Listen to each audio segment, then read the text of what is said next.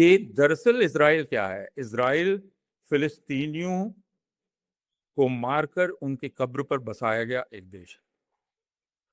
इस तथ्य से वो कभी, और इसीलिए उसमें इतनी असुरक्षा है।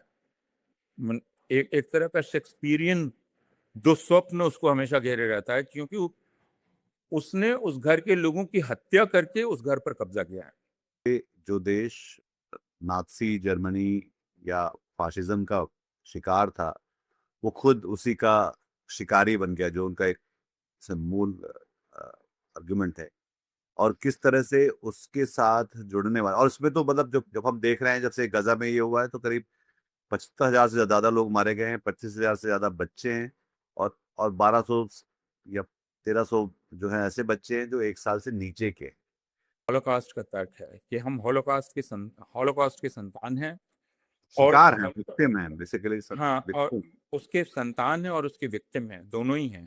तो उसकी विरासत हमारे पास है, और उसके चलते हमें यह नैतिक अधिकार मिल जाता है कि हम कुछ भी कर सकें।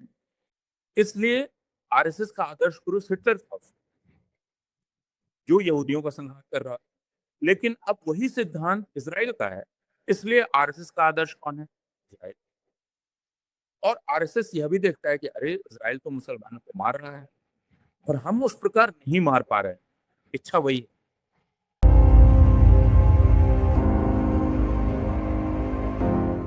नमस्कार, मैं हूं निधीश त्यागी और आप हैं हरकारा डीप डाइव पर। और हमारे साथ हमारे खास मेहमान हैं अपूर्वानंद। हम लोग बात करने वाले हैं इजराइल के बारे में, क्योंकि कई चीज़ें लगातार अभी हुई हैं।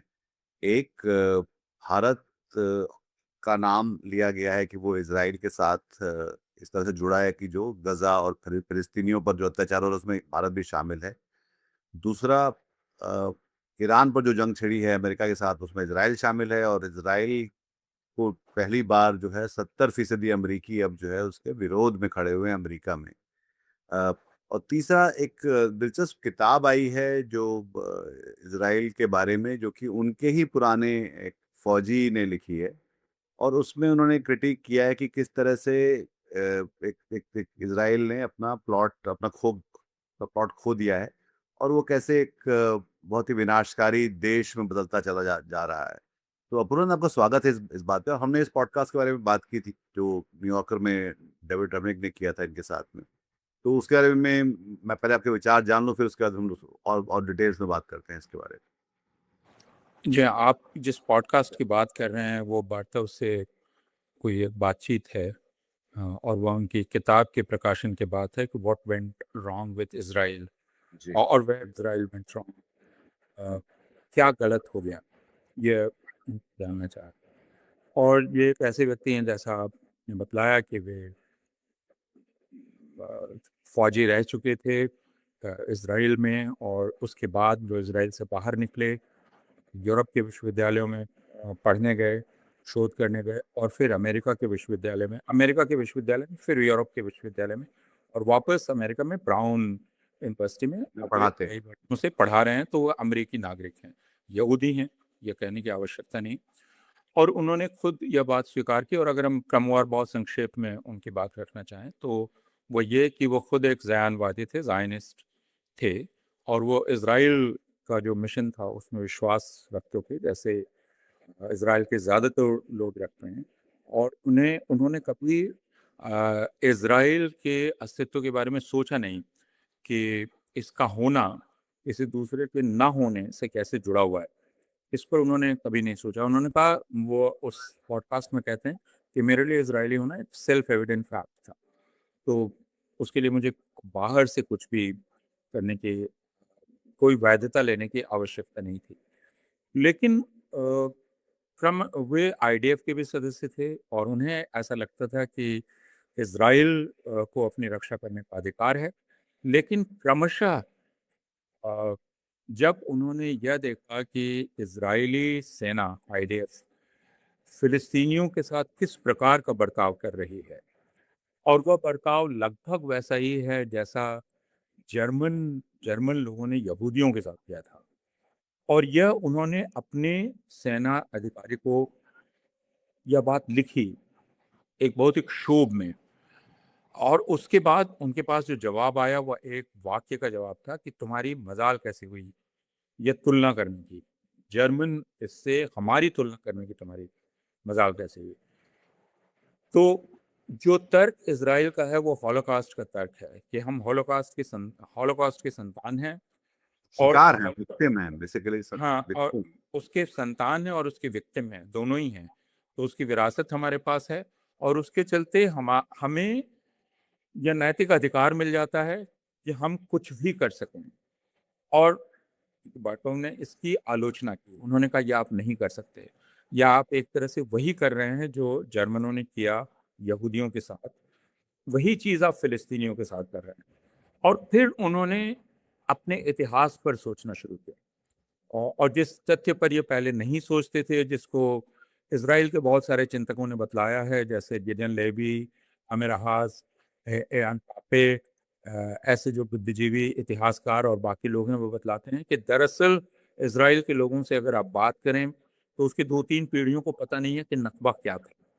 नकबा यानी 1948 में जब ज़ैन-वादी सशस्त्र दस्तों ने हमला किया और फ़िलिस्तीन में रह रहे फ़िलिस्तीनियों को बेदखल कर दिया, बहुत बड़ी तादाद में, और वे भागे वहाँ से। और उस वक़्त चूँकि सीमाएँ खुली थीं, तो वे भाग सकते थे। और उनमें से ही भागकर बहुत सारे गाज़ा पट्टी आए और वो 60 के दशक में भी जो युद्ध हुआ, उसके बाद फिर वे गाज़ा पट्टी आए। तो गाज़ा पट्टी एक तरह से फ़िलिस्तीनियों की जगह है। तो वे इसको नकबा नाम से फ़िलिस्तीनी याद करते हैं। एक बहुत बड़ी आफ़त, कैटास्ट्रोफ़े जिसको आप कहते हैं, उस नाम से ये याद करते हैं। और नकबा के इस तथ्य को देखने से अपने अस्तित्व की वैधता पर संदेह पैदा हो जाता है कि मैं हुआ कैसे? इनको मिटाकर। मैंने इनको इनके घर से बेदखल किया और इनके घरों पर कब्ज़ा कर लिया। वही इज़राइल है, जिसको पापे कहते हैं और जिसको लेवी कहते हैं और जिसको बाकी लोग कहते हैं कि दरअसल इज़राइल क्या है? इज़राइल फ़िलिस्तीनियों को मारकर उनकी कब्र पर बसाया गया एक देश है।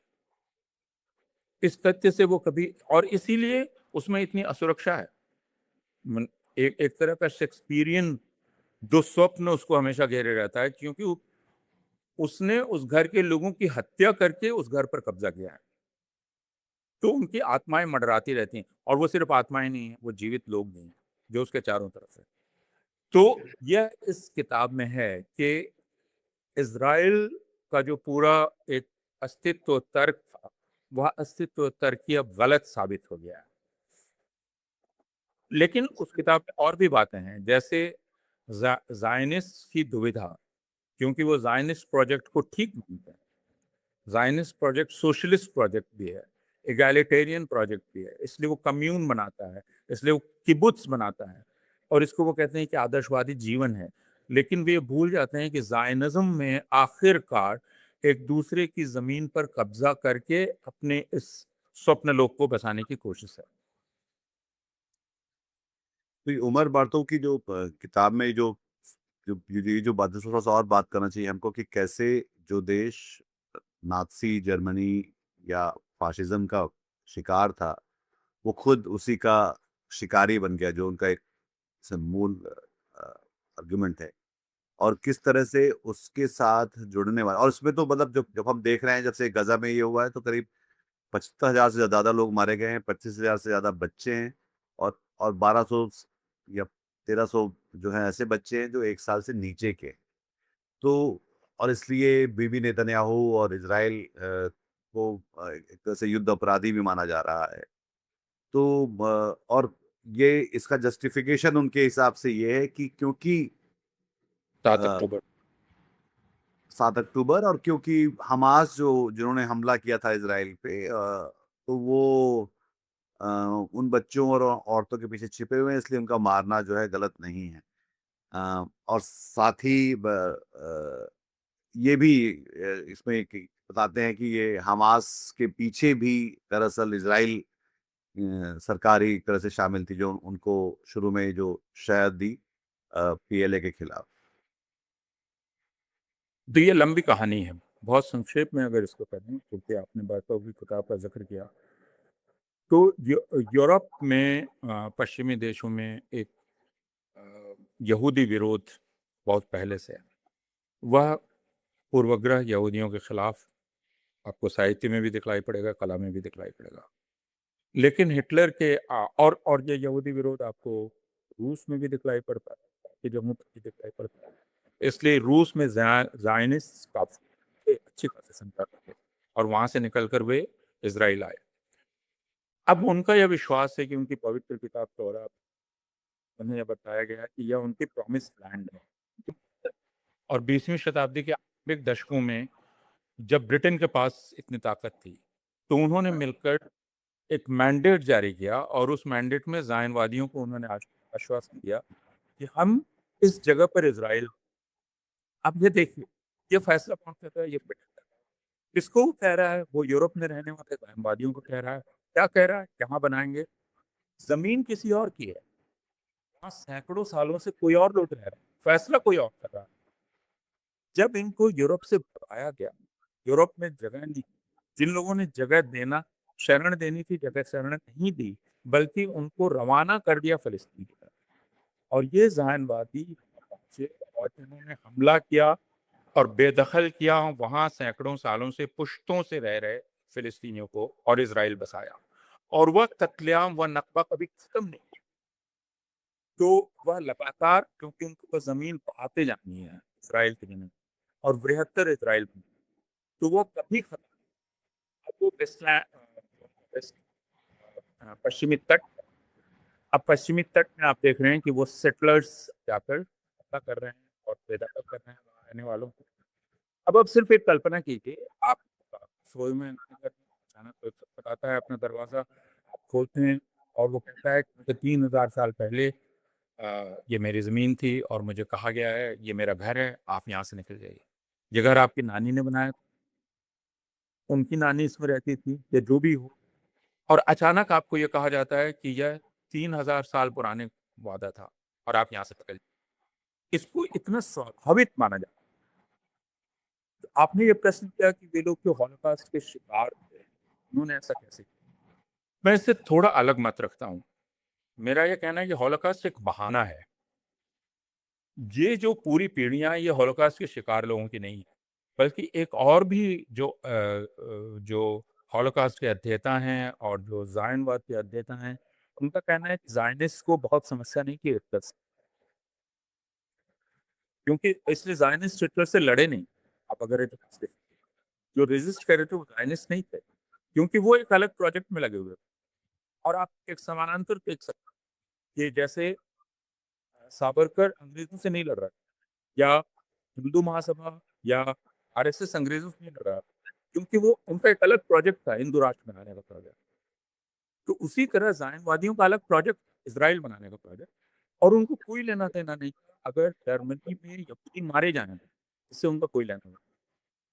तो इन दोनों को अलग करना चाहिए। लेकिन ज़ायनवादियों ने हॉलोकॉस्ट के उस पूरे उसका जो उसके चलते जो अपराध बोध पूरी दुनिया में पैदा हुआ, यूरोप में खासकर पैदा हुआ, उस अपराध बोध का पूरा इस्तेमाल किया।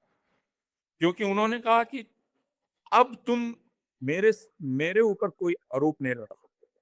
अगर मैं इस शब्द का इस्तेमाल करूँ जो पसंद नहीं है, तो उन्होंने कहा अब हम अवध्य हैं और हमारे किसी प्रश्न, किसी कृत्य पर सवाल नहीं उठाया जा सकता, क्योंकि हमारे साथ सबसे बड़ा अपराध है, एक अनस्पीकेबल क्राइम हमारे साथ किया है। इसलिए हम एंटाइटल्ड हैं हर चीज़ के लिए, अपने अस्तित्व के लिए। इसीलिए आप ये देखते हैं कि अमेरिका में और यूरोप में ये कहा जाता है कि इज़राइल का रहना बहुत ज़रूरी है। और अमेरिका के पिछले शासन में, बाइडेन शासन में, और उसके एक अधिकारी ने कहा कि यहूदी सबसे ज़्यादा सुरक्षित हैं इज़राइल में। उनसे किसी ने पूछा कि और अमेरिका में? आप क्या कह रहे हैं?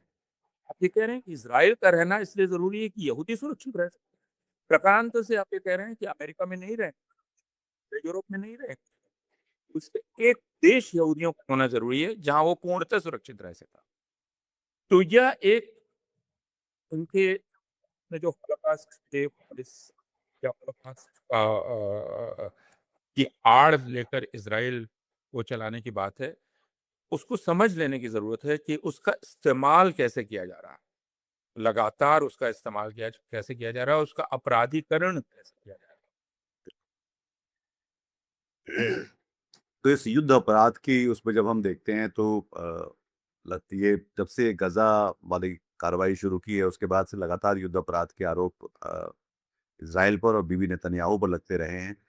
उनको युद्ध अपराधी घोषित कर दिया है। कई कई देशों ने कहा है कि अगर वो हमारे यहाँ आएंगे तो उन्हें हम आते ही गिरफ्तार कर लेंगे।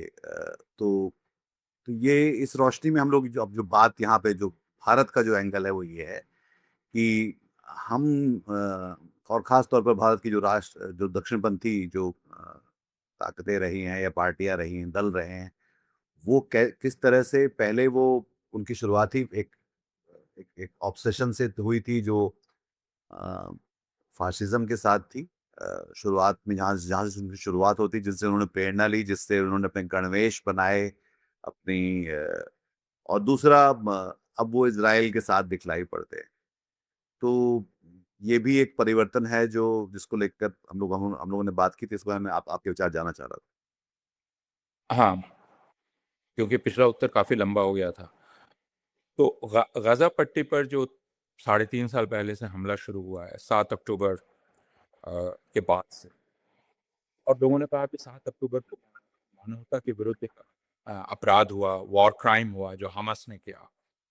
कुछ 100 लोगों को मार दिया, 250 से ज़्यादा लोगों को अगवा कर दिया। वॉर अगेंस्ट ह्यूमैनिटी हो जाए, जिसको international court of justice ICC ने स्वीकार किया, ये है और जेनोसाइड की श्रेणी में आता है। तो उसके बाद एक ही कर्तव्य आता है। जेनोसाइड में 2 चीज़ें हैं, जो बाटों के बैथिक में। वो ये कि it was preventable, all genocides are preventable. उनको रोका जाना चाहिए। और रोकने की ज़िम्मेवारी पूरे अंतर्राष्ट्रीय जगत की है। यही 1945 के बाद का अंतर्राष्ट्रीय करार है कि जेनोसाइड प्रिवेंटेबल है, जेनोसाइड को रोकने की ज़िम्मेवारी उस समुदाय की नहीं है जिसके खिलाफ जेनोसाइड हो रहा है, बल्कि पूरे अंतर्राष्ट्रीय ज़िम्मेदारी। तो और इसीलिए इंटरनेशनल कोर्ट में इस मामले को लेकर दक्षिण अफ्रीका गया, और दक्षिण अफ्रीका का कहना था कि इसको रोका जा सकता है अगर इज़राइल में ठोस एक्शन लगाया जाए और अगर इज़राइल से पश्चिमी देश नाता तोड़। लेकिन अमेरिका ने ये नहीं किया, पश्चिमी देशों ने नहीं किया, और ये वॉर अगेंस्ट ये जेनोसाइड चलता रहा। भारत इसमें शामिल हो गया क्योंकि इज़राइल से उसका संबंध घनिष्ठ से घनिष्ठतर होता है, और भारत ने इसको और ज़्यादा प्रदर्शित किया। तो भारत एक तरह की धोखाधड़ी कर रहा है, क्योंकि पारंपरिक रूप से वो फिलिस्तीन के साथ है। वो कुछ पहले देशों में है जिसने फिलिस्तीन को मान्यता दी। लेकिन अब वह मान्यता से इनकार तो नहीं कर रहा, लेकिन इज़राइल से उसके रिश्ते आड़े से खड़े होते हैं। वो हथियारों के सौदे में हो, और जैसा आपने इशारा किया, उसका एक कारण है एक वैचारिक एकता। और वह वैचारिक वैचारिक एकता क्या है? राष्ट्रीय स्वयं सेवक संघ का प्रोजेक्ट, जिसमें भारत को वो हिंदू राष्ट्र बनाना चाहता है।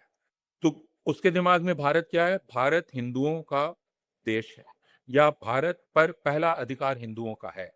और यही बात इज़राइल के बारे में। इज़राइल ज्यूइश ओनली स्टेट है, जिसमें पहला अधिकार ज्यूज़ का है। दुनिया भर के ज्यू कहीं भी हों, यहूदी कहीं भी हों, इज़राइल आएँगे, उनको नागरिकता मिल जाएगी। यही स्वप्न भारत का है। लेकिन जब आरएसएस बना था, तब इज़राइल नहीं था। तो फिर यह सिद्धांत जो अब इज़राइल, यह सिद्धांत हिटलर का सिद्धांत है। इसलिए आरएसएस का आदर्श पुरुष हिटलर था, जो यहूदियों का संहार कर रहा। लेकिन अब वही सिद्धांत इज़राइल का है, इसलिए आरएसएस का आदर्श कौन है? इज़राइल। और आरएसएस यह भी देखता है कि अरे! इज़राइल तो मुसलमानों को मार रहा है, और हम उस प्रकार नहीं मार पा रहे हैं। इच्छा वही है। तो इज़राइल ने जिस चीज़ का इस्तेमाल सबसे ज़्यादा किया, और जिस पर अब प्रतिबंध लगाने की मांग अमेरिका में की जा रही है, वो है बुलडोज़र्स। जिन बुलडोज़र्स के सहारे उसने फ़िलिस्तीनी घरों को नेस्तनाबूद किया, वो बुलडोज़र 12 साल पहले भारत में आ गए। तो आप देख सकते हैं भारत का इज़राइलीकरण तेज़ी से हो, माने वो यंत्र, और अभी अमेरिका में। तो फिर भारत इस वॉर क्राइम का हिस्सा है, जो बात अभी यूएन रिपोर्ट ने कही है। आप वॉर क्राइम के हिस्सा कैसे होते हैं? क्योंकि आप क्रिमिनल का सहयोग कर रहे हैं। जी। जो क्राइम अगेंस्ट ह्यूमैनिटी में शामिल है, आप उसका सहयोग कर रहे हैं। इसलिए आप इस वॉर क्राइम के दोषी आप ही हैं, बाय एसोसिएशन। और सिर्फ बाय एसोसिएशन नहीं, आप आप उसकी मदद कर रहे हैं सक्रिय रूप से। सिर्फ फोटो नहीं खिंचवा, आप हर तरह से उसकी मदद कर रहे हैं, भौतिक रूप से मदद। तो भारत अपनी नैतिक स्थिति से बहुत नीचे गिर गया है और वो अपराधियों की श्रेणी में शामिल हो गया। उसमें उसे अच्छा लग रहा हो तो अलग बात है कि मैं एक दादा के साथ हूँ, एक दबंग के साथ हूँ।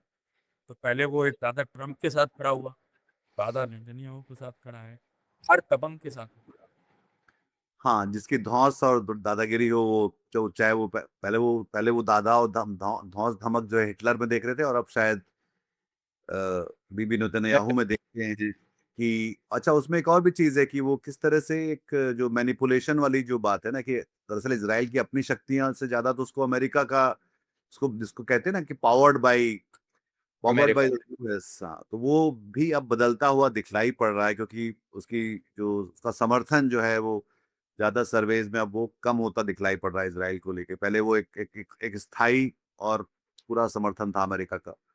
तो और अभी उसके बाद जो है डोनाल्ड ट्रंप की शादी भी है, क्योंकि उनको पहले कहा जा रहा था कि आप अमेरिका फर्स्ट के बारे में बात करेंगे, पर अब आप इसराइल फर्स्ट के बारे में बात करें, तो मागा उनसे अब पीछे हट हट रहा है।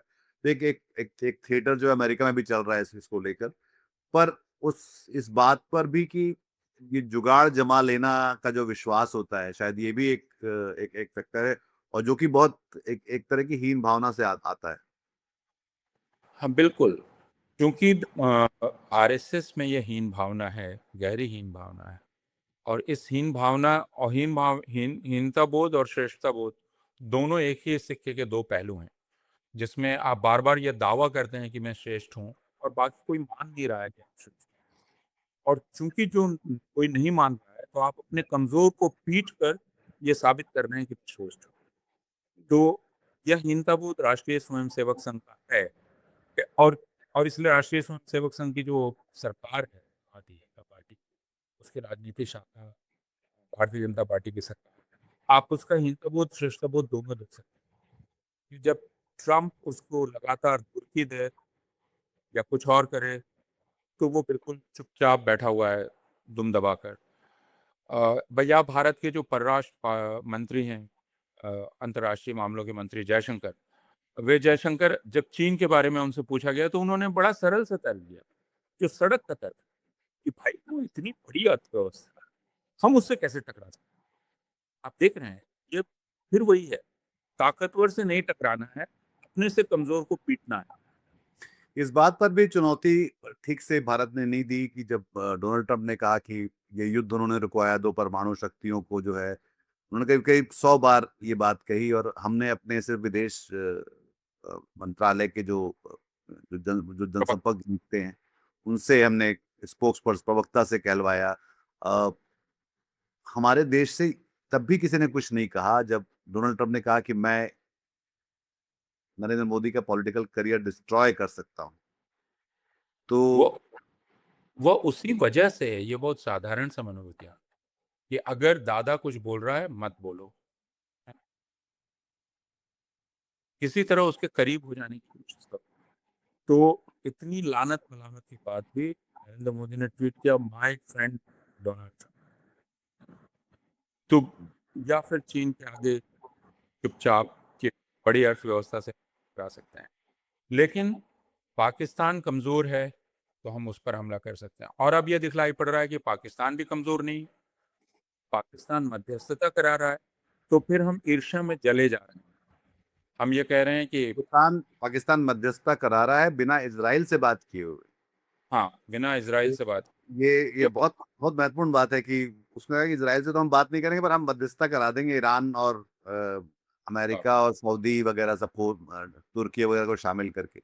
तो वो भी एक बहुत बारीक पक्ष है कि जिसमें जो देखा जाना चाहिए कि बिना इजराइल के भी दुनिया में लोग काम कर कर सकते हैं दरअसल जो है। हाँ। लेकिन चूंकि ये राष्ट्रीय स्वयंसेवक संघ के वैचारिक प्रोजेक्ट का हिस्सा है, जिसमें इज़राइल आदर्श है। अब आप सिर्फ ये देखिए कि इज़राइल जो एक छोटा सा पिद्दी सा देश है, जो बिना अमेरिका के सहयोग के खड़ा ही नहीं हो सकता। एक दिन अमेरिका अपना सहयोग खींच ले, इज़राइल खत्म हो जाएगा। हम उस देश को अपना आदर्श मान रहे हैं और अपना इज़राइलीकरण कर रहे हैं। कहाँ भारत और कहाँ इज़राइल। बिल्कुल। लेकिन हम उसको अपना सबसे घनिष्ठ मित्र साबित करने पर तुले हुए हैं और उसके लिए हम कुछ भी, यहाँ तक कि हम मानवता के विरुद्ध अपराध में शामिल होने के आरोप को भी झेलने को तैयार हैं। यहाँ ठीक है, वो कर रहे हैं। तो न न यह सिर्फ़ वो बात बल्कि न सिर्फ़ जी, वो बल्कि हमने हमने उनके जो इंस्ट्रूमेंट्स या तरीके थे जिसके ज़रिए उन्होंने फ़िलिस्तीनियों पर जो है इस तरह की कार्रवाइयाँ की, वो हम अपने देश में अपने नागरिकों और अपने लोगों के साथ भी कर रहे हैं। हाँ, वो चाहे चाहे पेगासस हो या, क्योंकि पेगासस तो इज़राइल में ही बनता ये है। कश्मीर हो या ये जो पूरा का पूरा जो बुलडोज़र जो कार्रवाइयाँ हो रही हैं लगातार बिना किसी अदालती प्रक्रिया के लोगों को सिर्फ़ जेल में रखा हुआ है बिना सुनवाई करके या किसी फैसले तक पहुँचाने के।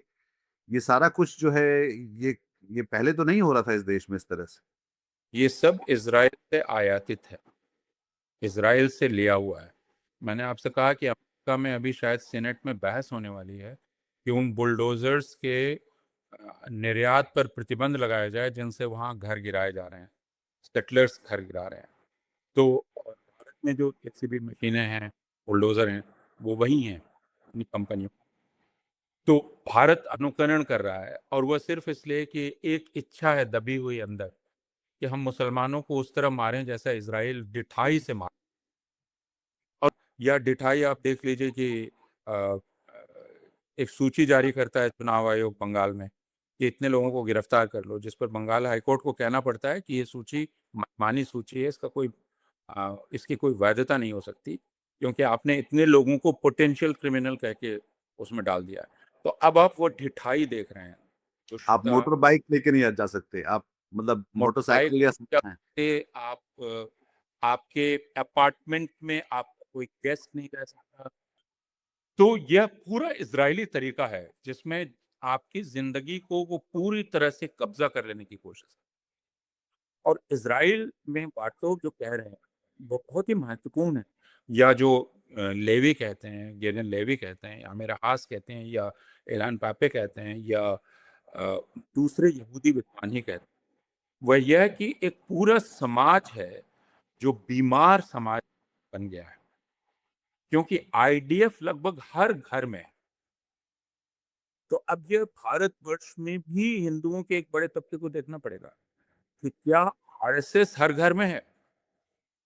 और अगर आरएसएस हर घर में है, तो क्या वैसे ही बीमार समाज हम हो जाएँगे, जैसा आज इज़राइल है? ना, आप उस बीभत्सता की कल्पना कीजिए, जिसमें एक सैनिक, इज़राइली फ़ौजी आईडीएफ का, बैठा हुआ एक बटन से सामने एक घर को उड़ा रहा है, फ़िलिस्तीनी के घर, विस्फोट कर रहा, और उसका वीडियो बना रहा है। और उस वीडियो को वो अपनी 2 साल की बच्ची को बर्थडे गिफ्ट, आप सिर्फ कल्पना कीजिए, सिर्फ विकृति की कल्पना कीजिए। ये एक बाप है, नौजवान, 2 साल की बच्ची को क्या बर्थडे गिफ्ट कर रहा है कि वह किसी का घर उड़ा रहा है। और आपने अभी एक तस्वीर देखी होगी जिसमें एक आईडीएफ की सैनिक महिला, वो इतनी खुश है क्योंकि उसमें लेबनान में उस घर से लेबनीज़ को निकाल दिया है या मार डाला है, और उस घर में पड़ी हुई सब्जियों और गोश्त का वो पूरा दावत कर रही है। तो ये एक भयानक रूप से विकृत, मनोवैज्ञानिक रूप से बीमार अ, समाज। लेकिन प्रश्न उसका नहीं है, प्रश्न है कि इसकी हिंसा के शिकार कुछ लोग हो रहे हैं, और वो ज़्यादा महत्वपूर्ण है। हमें इनके प्रति भी ज़रूर सहानुभूति रखनी चाहिए, जिन जो मनोवैज्ञानिक विकृति के शिकार हैं। लेकिन वह अधिक महत्वपूर्ण नहीं है, अधिक महत्वपूर्ण है कि उनके चलते लोग मारे जा रहे हैं, और उसको रोकना बहुत आवश्यक है। दुर्भाग्य से भारत ऐसी स्थिति में नहीं है। दूसरे, वह ऐसा करना नहीं चाहता। वह इज़राइल की इस विकृति को रोकने में दिलचस्पी उसकी ज़रा भी नहीं।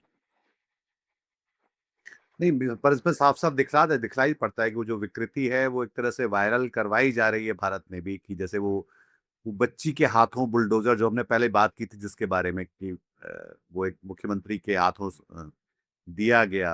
तो ये जो हम बताना चाह रहे हैं कि हम बच्चों में और बृहद समाज में, औरतों में, अगर हम इस तरह की जो जो प्रवृत्तियां हैं जहाँ पे हिंसा जनसंहार को एक तरह से हम मान लेते हैं, ये बहुत मेरे ख्याल से ज्यादा महत्वपूर्ण बात है समाज के लिए भी, कि जहाँ पे हम सोचते हैं कि हर व्यक्ति, हर घर में, जैसे कि आप कह रहे हैं कि हम एक एक जो है ऐसा हो, कोई हो जो कि हो जाए, मतलब जब जब एक एक फौजी और बजरंग दली में फर्क करना मुश्किल हो जाए, और वो जो है हर कोई जो है हिंसा ही एकमात्र जो है हमारा बर्ताव हो जाए, जब, और हमको लगातार दुश्मनों की जरूरत हो इसके लिए जिनसे हम लगातार बदला लेते रहें, जबकि इसी कोई तुक नहीं बनती।